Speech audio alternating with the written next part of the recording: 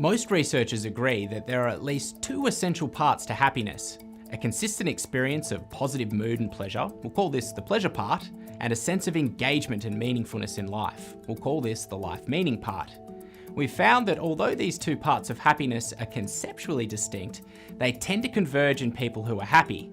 So, someone who reports high levels of happiness tends to report regularly being in a positive mood, as well as feeling that their life is meaningful. From a neuroscience perspective, the pleasure part is much easier to study.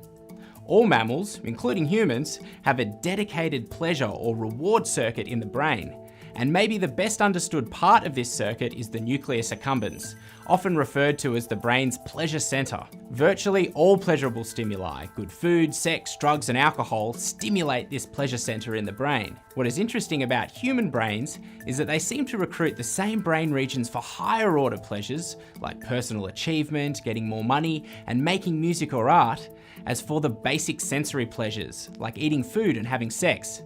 Drugs and alcohol also light up the nucleus accumbens, but that doesn't mean they improve someone's happiness. Initially, they can be extremely effective at stimulating the brain's pleasure center, but chronic use actually damages these parts of the brain, making them less responsive to natural rewards.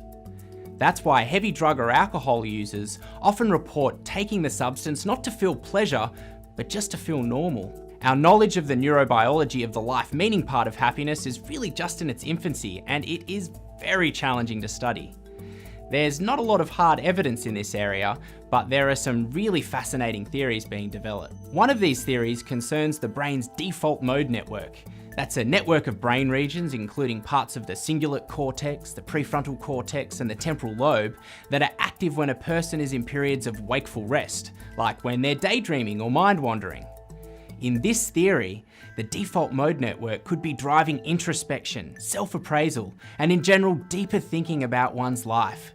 So it may be that this is the brain activity associated with a person attributing meaning to their life and assessing their overall level of life satisfaction.